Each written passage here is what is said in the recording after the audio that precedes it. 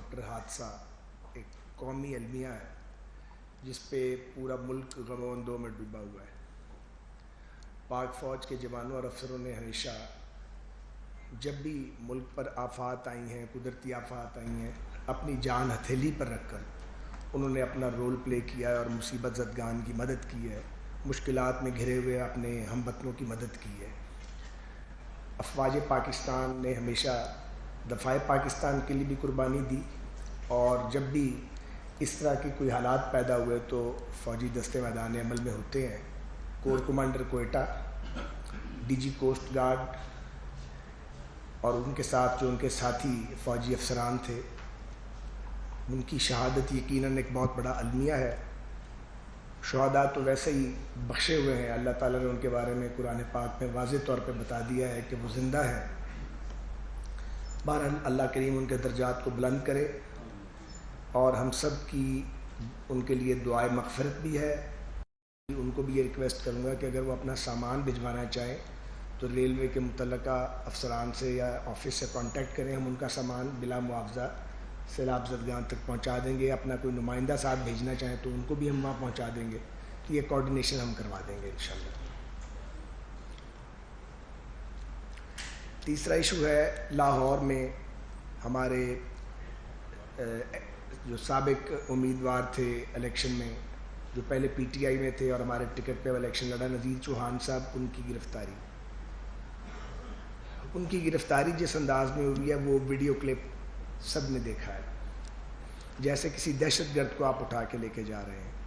یہ طرز عمل جو ہے یہ نہایت قابل مذمت ہے، اور ہم توقع کرتے ہیں کہ جس طرح عدالت باقیوں کے لیے رات کو کھلتی رہی ہے، نذیر چوہان کے لیے بھی کھلے گی اور ان کو فوری انصاف دیا جائے گا۔ یہ طرز حکمرانی قابل قبول نہیں ہے۔ بعض لوگوں نے سوشل میڈیا پہ یہ طوفان کھڑا کیا کہ جی جب لانگ مارچ ہوا تھا تو اس وقت گرفتاریاں ہوئی تھیں۔ جب آپ اسلام آباد پہ چڑھائی کا اعلان کریں گے، حکومت گرانے کی بات کریں گے، ریاست کی ریٹ کو چیلنج کریں گے اور دھاوا بولنے کے لیے نکل پڑیں گے، تو پھر قانون اگر آپ کو نہیں روکے گا تو کیا اسلام آباد کو آپ کے رحم و کرم پہ چھوڑ دیا جاتا؟ جب ایک عدالتی آرڈر آیا تو آپ نے دیکھا کہ انہوں نے یہاں کیا قیامت مچائی، آگے لگا دی، لوگوں کی املاک کو توڑا۔ سو ایک آدمی جو اپنے گھر میں بیٹھا ہوا ہے، اس کو گھر سے اٹھا کے لے جانے میں، جو کہیں دھاوا بولنے نہیں جا رہا، اور وہ لوگ جو فساد پھیلانے کے لیے اسلام آباد آ رہے ہیں اور باقاعدہ اپنا ایجنڈا ڈکلیئر کیا ہوا ہے اور نکل آئے ہوئے ہیں، ان کو روکنے میں بہت فرق ہے۔ یہ فرق واضح رہنا چاہیے۔ اب آتے ہیں فورن فنڈنگ کیس کے اوپر۔ تو اس پہ بہت بات ہو چکی ہے، لیکن یہ بات ہوتی رہے گی جب تک یہ شخص عمران جس پہ شیاطین اترتے ہیں اپنے منطقی انجام تک نہیں پہنچتا۔ اور جب میں کہتا ہوں کہ اس پہ شیاطین اترتے ہیں تو میں یہ بات سوچ سمجھ کے کہتا ہوں، کیونکہ ایک آدمی جو اتنا بد زبان ہو، اتنا بے لگام ہو، کسی کی شرم حیا موجود نہ ہو اس کو، اور دنیا کی ہر خرابی کرے، اور وہ جو خرابی کرے وہ اپنے اس کا الزام ڈٹائی کے ساتھ اپنے مخالف پہ لگا دے، یہ جو ہمت ہے یہ عمران خان ہی کر سکتا ہے، ہر آدمی کے بس کا روگ نہیں ہے۔ لیکن یاد رکھیں کہ جب بھی عمران خان کو الزام کسی مخالف پہ لگائیں گے تو اس کا مطلب ہے کہ یہ واردات کی ہے انہوں نے، اور یہ کام خود کرتے ہیں، کیونکہ ایک آدمی جو گند کرتا ہے اور جس کے اپنے دماغ میں گند ہو وہ ہر ایک کو اپنے جیسا سمجھتا ہے۔ تو یہ قابل رحم آدمی بھی ہے اس حوالے سے، کیونکہ آپ دیکھیں کون سا کام اس نے نہیں کیا۔ رشتوں کی اس کو کوئی پہچان نہیں ہے، وہ رشتوں کی توہین کرتے ہیں، موصوف آج بھی کر رہے ہیں۔ خواتین کا احترام ان کو کرنا نہیں آتا، وہ مخالف خواتین کے جس طرح نام لیتے ہیں بے حیائی اور بے شرمی سے۔ کوئی عزت والا آدمی، کوئی غیرت مند آدمی اس طرح کی بات نہیں کرتا، مگر وہ کرتے ہیں، ان کو کوئی شرم نہیں آتی۔ عمر کے اس حصے میں بھی کرتے ہیں پھر بھی شرم نہیں آتی۔ جب انہیں موقع ملا انہوں نے آئین توڑا ہے، جو کچھ لکھا ہوا ہے آئین کے اندر وہ انہوں نے اس کو توڑا ہے، ان کے صدر نے، ان کے اسپیکر نے، ان کے ڈپٹی اسپیکر نے، اور عمران خان ڈنکے کی چوٹ پہ ان کی حمایت کر رہے تھے۔ آخر انہی عدالتوں سے فیصلے آ گئے کہ آپ نے آئین شکنی کی ہے، وہ نہ پشیمان ہوئے، نہ پچھتائے، نہ کوئی ندامت ہے، کوئی شرم حیا نام کی چیز ہے ہی نہیں۔ آپ آگے بڑھیں، جو 4 سال کی حکمرانی پاکستان کو انہوں نے دی ہے، پاکستان میں ان کی حکومت، کے پی میں ان کی حکومت کو آج 9 سال سے اوپر ہو گئے ہیں، اور پنجاب میں بھی ان کی حکومت رہی ہے۔ تو میں یہ پوچھنا چاہتا ہوں کہ آپ نے جو گل کھلائے ہیں کیا وہ لوگوں کو یاد نہیں ہے؟ معیشت کو آپ وینٹیلیٹر پہ چھوڑ گئے, آپ نے کوئی میگا پروجیکٹ نہیں بنایا, اور قرضہ آپ نے اتنا لیا جتنا ماضی کے سارے سالوں میں پاکستان کے قیام کے بعد لیا گیا تھا, اس سے دگنا قرضہ آپ 4 سالوں کے اندر لے گئے. اس کے بعد آج آپ الزام لگائیں ڈٹائی سے کہ جی مہنگائی بڑھ گئی ہے اور اکانومی جو ہے وہ ڈوب رہی ہے. تو اکانومی تو واقعی نازک حالت میں ہے, مگر اسے حالت نظام میں تو آپ چھوڑ کے گئے ہیں, اور جو گناہ آپ کے ہیں وہ ہمارے ذمہ اس لیے پڑ گئے کہ ہم نے ایک آئینی راستہ اختیار کیا نو کانفیڈنس کا, اور پھر اس آئینی راستے پہ عدالتی فیصلوں کے ذریعے قدغن لگائی گئی جو ناقابل فہم ہے کہ آئین میں نکالنے کا راستہ بھی موجود ہے کہ آپ نو کانفیڈنس کریں, اور اگر کوئی اس پہ عمل کرے تو اس کا ووٹ بھی کاؤنٹ نہیں ہوگا اور وہ ڈی سیٹ بھی ہوگا. تو یہ ایک ابہام پیدا کیا گیا, اور اس کے نتیجے میں آج وہاں پرویز الہی صاحب کی حکومت بنی ہوئی ہے, جس نے آتے ہی نذیر چوہان صاحب کو اس طرح پکڑا جیسے کسی دہشت گرد کو پکڑا جاتا ہے. تو فارن فنڈنگ کیس کے بارے میں یہ کہنا چاہتا ہوں کہ ایک تو وہ ذمہ داری ہے جو مرکزی حکومت ادا کرے گی, وہ تو اپنا فرض ادا کرے گی, قانون کے مطابق جو اور آئین کے مطابق جو لکھا ہوا ہے وہ پروسیڈ تو فیڈرل گورنمنٹ کو کرنا چاہیے, اور وہ کرے گی. اس پہ کنسلٹیشن جاری ہے, آج یا کل صبح تک اس کا فیصلہ 1-2 روز میں ہو جائے گا. لیکن جو اہم ترین پہلو ہے وہ یہ ہے کہ یہ لوگ جو آپ کو پیسے بھیجتے رہے, پیسے دیتے رہے, یہ پیسے آپ کو دے کس خوشی میں رہے تھے؟ انڈین شہری, اماراتی, امریکنز, برٹشرز, یہ کیوں دے رہے تھے آپ کو پیسے؟ آپ نے ایسا کیا کرنا تھا جس کے لیے آپ کو پیسے دیے جا رہے تھے؟ اور اگر وہ آپ جائز طریقے سے پیسے لے رہے تھے تو اکاؤنٹ چھپائے کیوں تھے آپ نے؟ جو آپ کے اکاؤنٹ پکڑے ہیں الیکشن کمیشن آف پاکستان نے, آپ تو لوگوں کو یہ تانے دیا کرتے تھے اپنی لمبی زبان کے ساتھ, آپ تو لوگوں پر برسا کرتے تھے, خود آپ اکاؤنٹس بھی چھپا رہے تھے, آف شور کمپنیوں کے موجد بھی آپ ہی نکلے بعد میں, بھلے آپ کی تحقیق ہی کسی نے نہیں کی کیونکہ وہ تو ٹارگٹ نواز شریف تھا پاناما کا, باقی تو بہانہ تھا. تو ہر کام آپ نے کیا, پر اس سوال کا جواب دیں. یہ سوال ہے کہ یہ غیر ملکی کمپنیاں, امریکی کمپنیاں, غیر ملکی شہری آپ پہ کس خوشی میں انویسٹمنٹ کر رہے تھے؟ آخر ان کا ٹارگٹ کیا تھا؟ کس کے ذریعے یہ پیسہ آپ کو بھجوایا جا رہا تھا, اور کون سا ایجنڈا تھا جس کی تکمیل کرنی تھی؟ پھر ہم جب کہتے ہیں کہ پروجیکٹ عمران لانچ کیا گیا تو انہیں تکلیف ہوتی ہے. تو پروجیکٹ عمران کا پہلا مقصد تو یہ تھا کہ سی پیک رول بیک, اور وہ انہوں نے کیا کامیابی کے ساتھ. چینیوں کو دل برداشتہ کیا, چائنیز نے یہاں پہ جو کرنا چاہتے تھے وہ سارا ایجنڈا سسپینڈ ہو گیا. بتائیں نا آپ نے سی پیک میں 4.25 سال کے اندر کوئی ایک اینٹ بھی لگائی, ایک قدم بھی آپ آگے بڑھے؟ ML1 پہ آپ نے کیا کیا؟ جہاں میں چھوڑ گیا تھا اس سے بھی پہلے پیچھے پھینک گئے آپ. گوادر میں آپ نے کیا کیا کہ جو پیسہ چائنیز پیسہ آیا ہوا تھا, چینیوں نے دیا تھا کہ یہاں پہ آپ ڈیپ سی پورٹ ہے تو یہاں پہ اس کو صاف کرنا پڑتا ہے اس کو تاکہ ڈیپ سی پورٹ کے طور پہ وہ کام کرتا رہے. 4 سال سے وہاں پہ وہ چیزیں جمتی رہیں, خرابی ہوتی رہی وہاں پہ, اور آپ نے وہ پیسہ پڑا رہا, اور اب وہاں پہ گہرے پانی نہیں ہے جس میں ڈیپ سی پورٹ میں بڑے جہاز جو ہے وہ آ سکیں. یہ تو آپ کی کارکردگی تھی. سڑکیں ٹوٹ چکی تھیں, کوڑے کے ڈھیر لگے ہوئے تھے شہروں کے اندر, آپ کی صوبائی حکومتیں ٹکے کا کام نہیں کر رہی تھی, اکانومی کی نبضیں ڈوب رہی تھیں. آبویسلی جب ہم آئے ہیں تو ہمارے سامنے تو ملک جو تھا وہ اس حالت میں کھڑا تھا کہ یا اس کو دیوالیہ ہونے دیا جائے تو یا یہ بوجھ اپنے سر پہ اٹھا لیا جائے. ہم نے وہ بوجھ سر پہ اٹھا لیا, کوئی خوشی سے تو نہیں اٹھایا, بڑی تکلیف میں ہے اور بڑی تکلیف سے یہ بوجھ اٹھایا. اور پی ٹی آئی بہت خوش ہے عمران خان کہ ٹھیک ہے, روز کہتا ہے پاکستان سری لنکا بن جائے گا. آپ کے منہ میں خاک, پاکستان کبھی بھی سری لنکا کے حالات اللہ پیدا نہ ہونے دے پروردگار. پھر کبھی کہتا جی ایٹم بم گرا دو, کبھی کہتا 3 ٹکڑے ہوں گے, کبھی فوج کو ٹارگٹ کرتا ہے, اگر کبھی عدالت سے فیصلہ مرضی کے خلاف آ جائے تو ان کو ٹارگٹ کر دیتا ہے, اور الزام پھر دوسروں پہ لگا دیتا ہے. بڑے بڑے چالاک دیکھے ہیں لیکن ایسا ہوشیار چالاک نہیں دیکھا جیسا کہ عمران خان ہے. لیکن آپ دیکھیں قدرت اسے کیسے ایکسپوز کر رہی ہے. ہر وہ چیز جو انہوں نے تھوکی ہے وہ چاٹنی پڑ رہی ہے, کیونکہ اللہ کا نظام موجود ہے. آپ لوگوں کی پگڑیاں اچھالیں گے, بہتان لگائیں گے, گندے خود ہوں گے, یہ نہیں ہو سکتا کہ فطرت آپ کو ایکسپوز نہ کرے. آپ ایکسپوز ہوں گے. تو میں یہ سوال پوچھنا چاہ رہا ہوں کہ یہ غیر ملکی سرمایہ کاری عمران خان پہ کیوں کی گئی ہے, کس ایجنڈے کی تکمیل کے لیے کی گئی ہے؟ پھر اس کا کیا یہ مطلب ہے کہ جو بات حکیم سعید شہید کہتے تھے اور ڈاکٹر اسرار مرحوم کہتے تھے وہ درست عمران کے بارے میں؟ کہ ایک آدمی ہے اس کو لانچ کیا جا رہا ہے تاکہ پاکستان کی پالیٹکس کو کیپچر کیا جائے.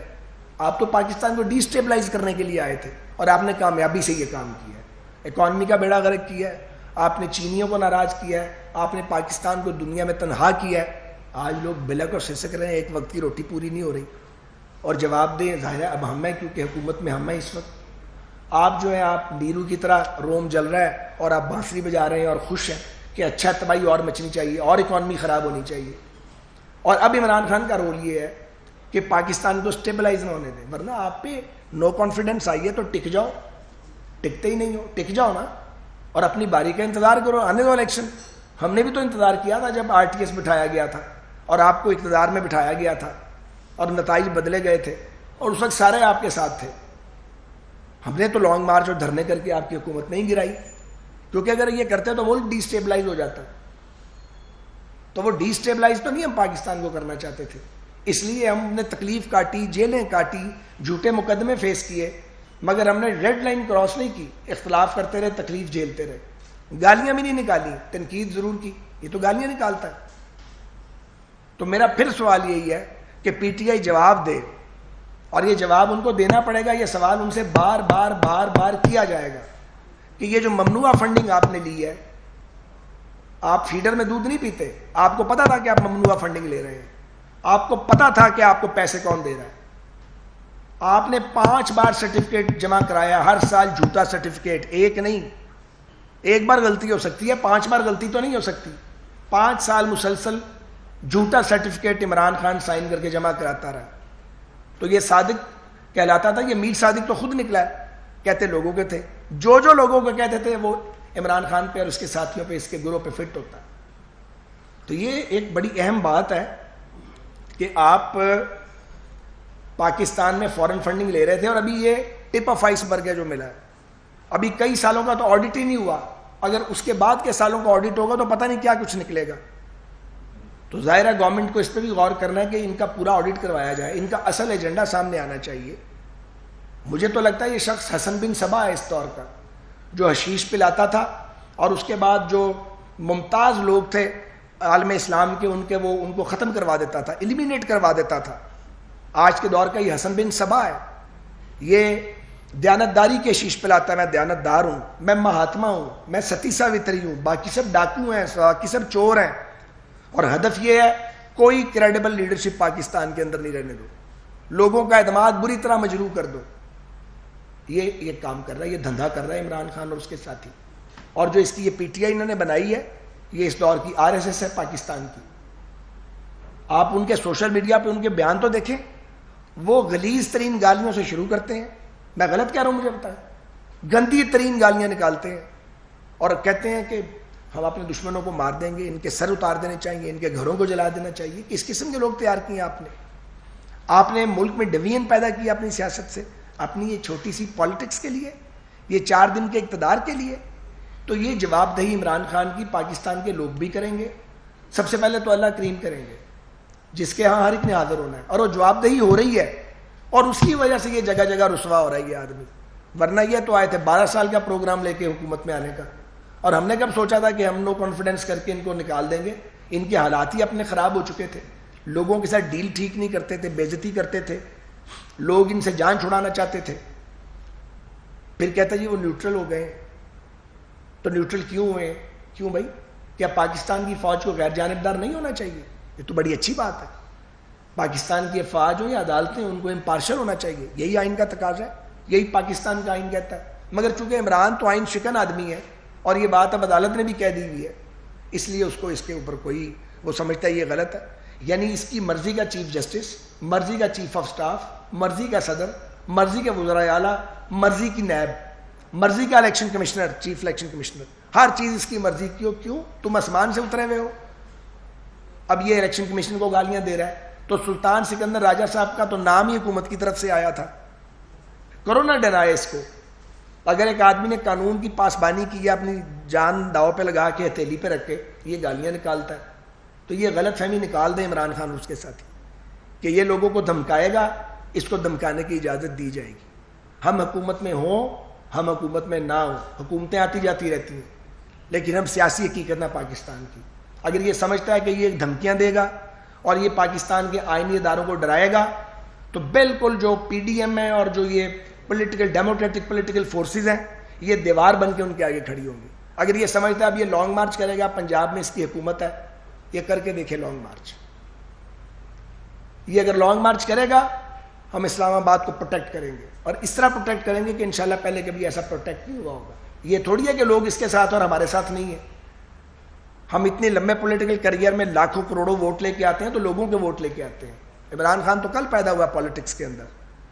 تو میں یہ سوال پھر اٹھانا چاہتا ہوں کہ ادھر ادھر کی مارنے کی بجائے اور الٹی سیدھی صفائیاں دینے کی بجائے اہم ترین سوال یہ پیدا ہوا ہے کہ عمران خان اور اس کا گروہ کن کے مفادات کے لیے کام کر رہے ہیں. سی پیک کو رول بیک کیوں کیا گیا؟ پاکستان کی اکانومی کو بچانے کی کوشش کیوں نہیں کی گئی؟ کشمیر کا جب سرنڈر ہوا تو حکومت پاکستان نے جو عمران کی حکومت تھی کیا کیا اور مجرمانہ خاموشی اختیار کیوں کی؟ یہ سوالات ہیں. پاکستان کو دوست ممالک سے دور کیوں کیا؟ ان سارے سوالات کے جواب عمران خان صاحب آپ نے دینے ہیں, آپ کی جماعت نے دینے ہیں. آپ یہ جھوٹ کا منجن کتنے دن بیچیں گے؟ یہ جھوٹ تو بے نقاب ہوتا جائے گا. کارروائی ہوگی آپ کے خلاف, کارروائی عدالتوں کے اندر بھی جائے گی, اور بھی کارروائیاں ہوں گی. ظاہر ہے جو کچھ آپ نے کیا ہے, جو چھپایا ہے وہ بھی سامنے آئے گا.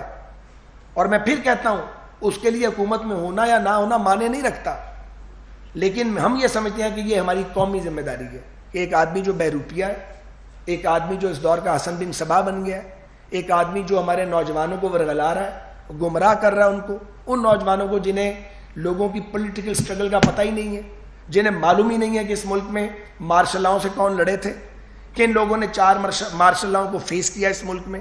اس ملک کے اندر جمہوریت کے لیے لوگ پھانسیوں کے پھندوں پہ جھولے ہیں, لوگوں نے جلاوطنیاں کاٹی ہیں, پوری جوانی جو ہے وہ جیلوں کے اندر گزر گئی ہے.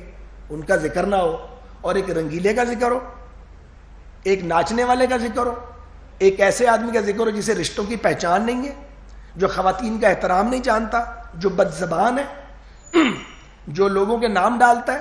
ہمیں نام ڈالنے نہیں آتے ہیں پھر ڈر جاتے ہیں, لیکن اس نے ہمیں بھی خراب کر دیا ہے. بعض اوقات ہمیں بھی بد زبانی کرنی پڑتی ہے, ہم کرنا نہیں چاہتے, لیکن ہماری الیکٹریٹ اور ہماری جو سپورٹ ہے وہ ہمیں کہتے ہیں تم لوگ اگر چپ رہو گے, اس کی زبان میں جواب نہیں دو گے تو اس کا مطلب ہے واقعی تم لوگ ٹھیک نہیں ہو. یہ کہتا تم اس کو ریبٹ نہیں کرتے, اس کو اس کی ٹون میں جواب دو. آپ یقین کریں ہر وقت یہ پریشر آ رہا ہوتا ہے. یعنی اس نے اپنے لوگ تو خراب کیے ہیں, ہمارے لوگوں کو بھی خراب کر رہا ہے. کیونکہ جب آپ کسی کو گالیاں نکالتے جائیں گے, بہتان لگاتے جائیں گے, تو جو اس کے ساتھ والے ہوں گے وہ بھی اسی لب و لہجے کے اندر بات کرنا شروع کر دیں گے. تو ایک پورا جو ایک اخلاق کا ایک چارٹر تھا پاکستان میں, جو ایک پولیٹیکل مورل ویلیوز تھیں, ان کو اس آدمی نے اپنی گندی ذہنیت کی بنیاد پہ اس نے تباہ و برباد کر دیا, تاراج کر کے رکھ دیا. تو میں نے آج یہی بات آپ سے کرنی تھی. آپ کچھ بات کرنا چاہیں تو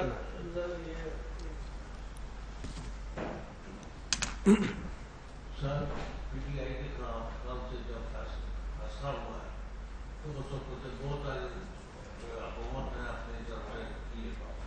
آپ پی ٹی آئی وضاحت دینا چاہتے ہیں, کیا اس کو وضاحت کے لیے ٹائم دیا جائے گا, کیا اس کی وضاحت قبول کرنی چاہیے؟